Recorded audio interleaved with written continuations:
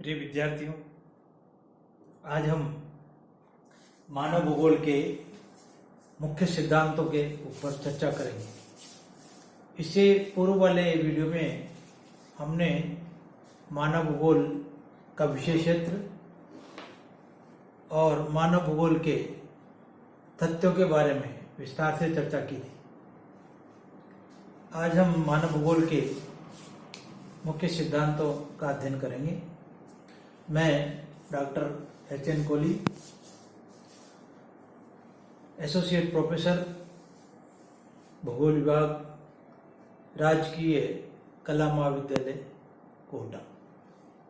तो आइए जानते हैं मानव भूगोल के मुख्य सिद्धांत कौन से। देखिए, हर विषय में कुछ न कुछ इस तरह की मूलभूत तथ्य या सिद्धांत होते हैं जिनके इर्द गिर्द उस विषय की सारी विषय सामग्री निहित होती है। तो इसी प्रकार से मानव भूगोल के भी तीन मुख्य सिद्धांत हैं। पहला है क्रियाशीलता का सिद्धांत।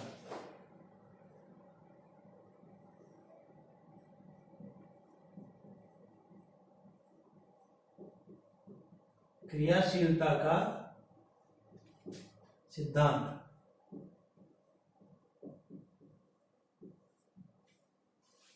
क्रियाशीलता का सिद्धांत। दूसरा है पार्थिव एकता का सिद्धांत।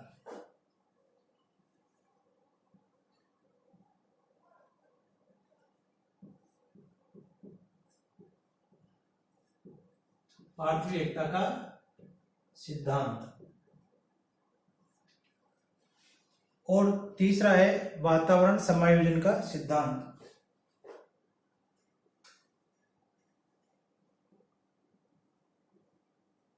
वातावरण समायोजन का सिद्धांत।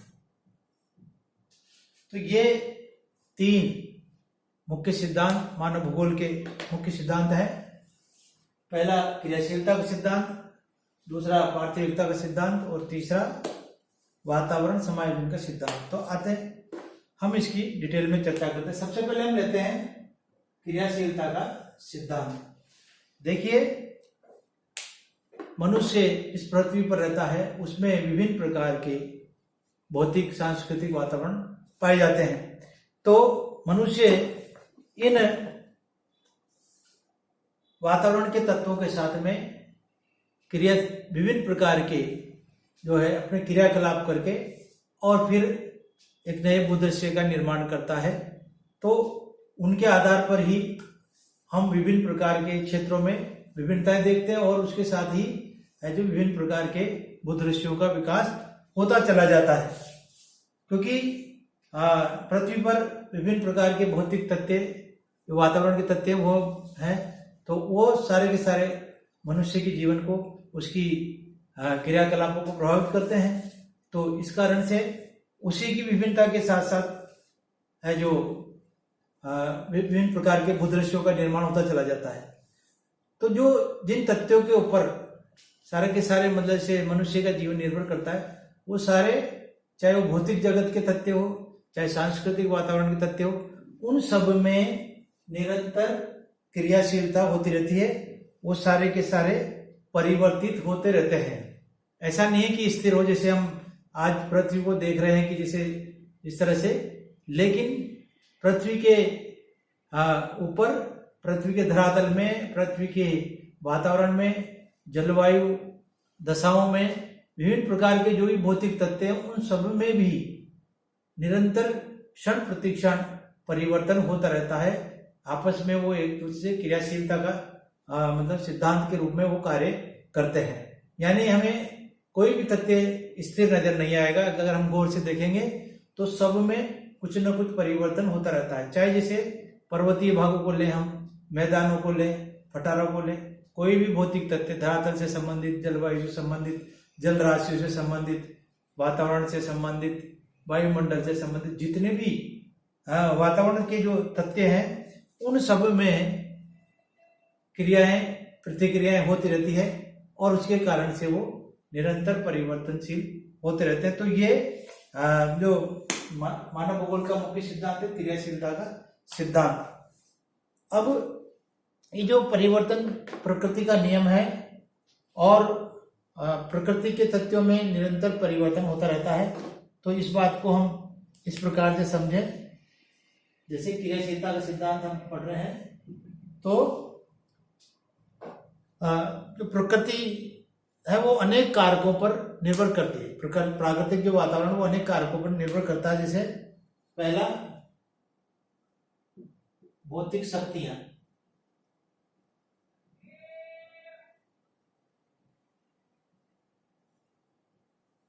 भौतिक शक्तियां कौन कौन सी? जैसे पृथ्वी के ग्रही संबंध, पृथ्वी के ग्रहीय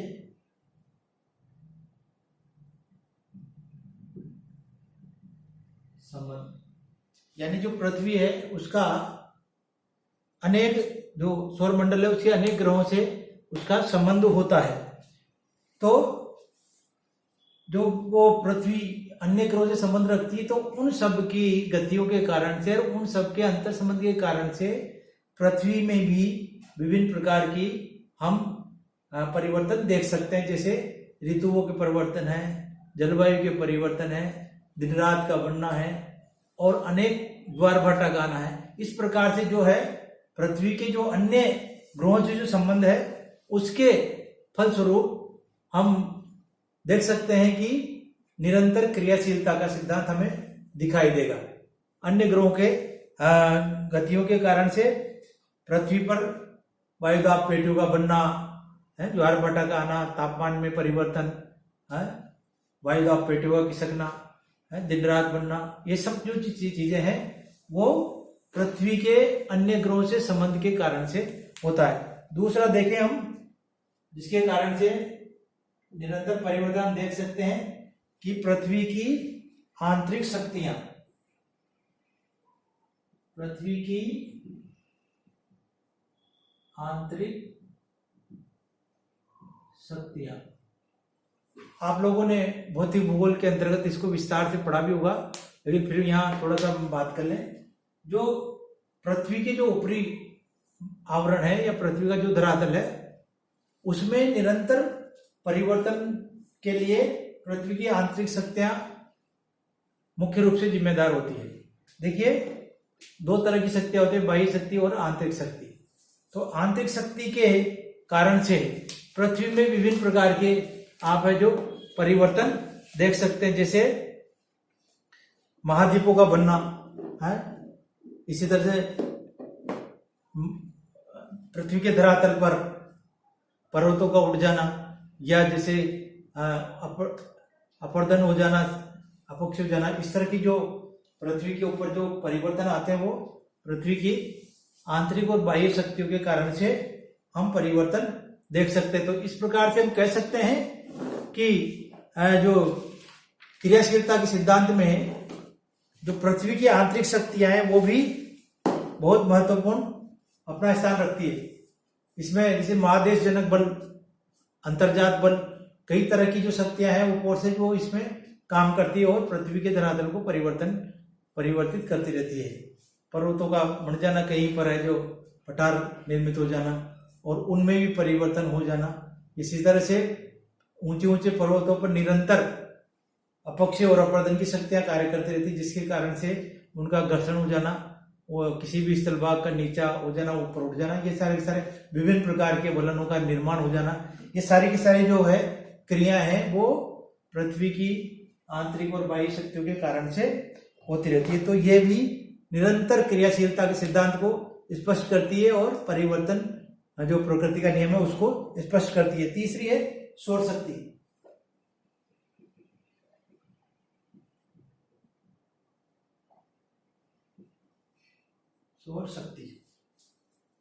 सौर शक्ति जो पृथ्वी के वायुमंडल में जो परिवर्तन आते हैं वो सौर शक्ति के फलस्वरूप आते हैं, क्योंकि हमारी पृथ्वी पर जीवन का जो संचालन है वो समस्त रूप से समग्र रूप से सूर्य की शक्ति के कारण से, सूर्य की रोशनी के कारण से ही चलता है। तो ये बहुत बड़ी है जो सौर शक्ति जो इस पृथ्वी के ऊपर जीवन के लिए बहुत महत्वपूर्ण कारक है, जो इसको निरंतर परिवर्तित करती रहती है।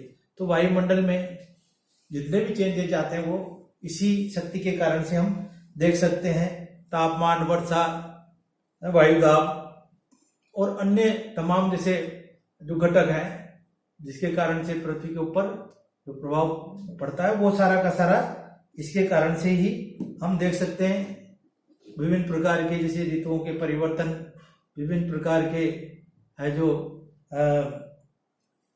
कई प्रकार की मौसमी घटनाओं का घटना, तीव्र हवाओं का चलना, तूफान आ जाना, ये सब जो घटनाएं हैं हम देखते हैं वो सारा का सारा सौर शक्ति के कारण से होता है। तो ये सिद्ध करता है कि सब कुछ परिवर्तित हो रहा है, क्रियाशीलता का सिद्धांत इस पर लागू होता है।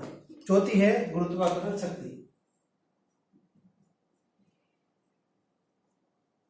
गुरुत्वाकर्षण शक्ति पृथ्वी की जो गुरुत्वाकर्षण शक्ति है और सौरमंडल की जो गुरुत्वाकर्षण शक्ति है, इसके कारण से सारा का सारा जो भौतिक जगत है और मानवीय जगत है वो प्रभावित होता रहता है। क्योंकि इस पृथ्वी की सतह पर आपको पता निरंतर पृथ्वी अपने अक्ष पर घूम रही है, इसके साथ साथ है जो ये सूर्य की परिक्रमा कर रही है, तो उस पर गुरुत्वाकर्षण शक्ति के कारण से ही समस्त चीजें व्यवस्थित रूप से हमें देखने को मिलती है। साथ ही जो है पृथ्वी का जो वायुमंडल है वो पृथ्वी से जुड़ा हुआ है। अगर गुरुत्वाकर्षण शक्ति ना हो तो पृथ्वी पर भी जीव जगत का होना या जीव जंतु का पाया जाना बिल्कुल असंभव हो जाएगा। तो गुरुत्वाकर्षण शक्ति बहुत महत्वपूर्ण कार्य करती है। और जब जब इसमें थोड़ा सा कुछ भी जो है इस तरह का अस्थिरता की स्थिति बनती है तो फिर उसमें पृथ्वी के ऊपर भी हम उसमें परिवर्तन देख सकते हैं। क्योंकि जितने भी जो वायुमंडल की गैसेज हैं वो इससे गुरुत्वाकर्षण शक्ति के कारण से ही पृथ्वी के वायुमंडल में विद्यमान है, जो वातावरण की महत्वपूर्ण कारक है, जिससे पृथ्वी के ऊपर मानव जगत या जीव जंतु का जो जीवन संचालित होता है। तो ये भौतिक शक्तियों के अंतर्गत आता है जो क्रियाशीलता के सिद्धांत को करते हैं, या जैसे जो जितने भी मनुष्य इस अपने वातावरण समायोजन के दौरान जो क्रियाएं करता है उस सब के ऊपर ये भौतिक शक्तियां अपना प्रभाव डालती है, जिसके कारण से निरंतर क्रियाशीलता का परिवर्तनशीलता का सिद्धांत हम देख सकते हैं। दूसरा है जैविक शक्तियां।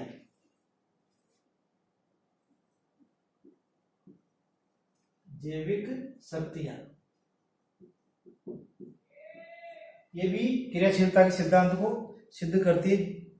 जितने भी जैसे वनस्पति जगत है या जीव जगत है वो तमाम है जो धरातल पर विभिन्न प्रकार की क्रियाओं का संचालन करते हैं। जैसे वनस्पति जगत है तो पेड़ पौधों में ग्रोथ हो जाना, जैसे उसमें परिवर्तन हो जाना, इसी तरह से विभिन्न प्रकार की प्रजातियों का निर्माण, ये सारा का सारा जो है मिट्टी को संरक्षण प्रदान करना, इस तरह की जो गतिविधियां वो सारा का सारा जो क्रियाशीलता का सिद्धांत है वो इसमें भी हमें लागू होता है। उसके लिए जैविक शक्तियां भी बहुत अपना महत्वपूर्ण योगदान देती है। फिर तीसरा है मानव शक्ति, जो महत्वपूर्ण है मानव शक्ति।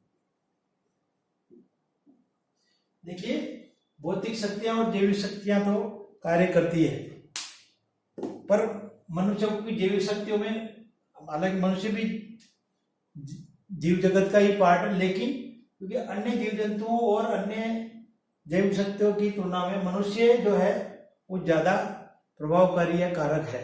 तो इस कारण से, क्योंकि जो हम देख रहे हैं पृथ्वी पर जितने भी सांस्कृतिक या आर्थिक भूदृश्य, उनमें मानवीय शक्ति बहुत महत्वपूर्ण है और ये निरंतर क्रियाशील है, स्थिर नहीं है। कभी जैसे एक बार कोई टेक्नोलॉजी बन गई तो अब उसके आगे नहीं, निरंतर क्रियाशील है, उसमें परिवर्तन होता रहेगा। नई नई खोज और नए नए साधनों के द्वारा मनुष्य है जो प्राकृतिक वातावरण और सांस्कृतिक वातावरण दोनों को ही परिवर्तन करता रहता है। इस कारण से है जो है निरंतर क्रियाशीलता बनी रहती है और परिवर्तन देखने को मिलता है। तो ये परिवर्तन भौतिक जगत में भी और सांस्कृतिक जगत में निरंतर हम देख सकते हैं। तो ये जो है क्रियाशीलता का सिद्धांत कहलाता है, जो मानव भूगोल का प्रमुख सिद्धांत है। अब दूसरे सिद्धांत की बात करें हम, पार्थिव एकता का सिद्धांत। पार्थिव एकता का सिद्धांत देखिए, हम अगर देखें तो सारे के सारे भौतिक कारक है, जो जैविक कारक है, ये सारा का सारा हमें दिखाई देता है। लेकिन इन सब में, ये सब अलग अलग होते हुए भी इन सब में एकता रहती है। ऐसा नहीं कि जैसे ये अलग अलग है। पार्थिव एकता का मतलब ये है कि इन तत्वों में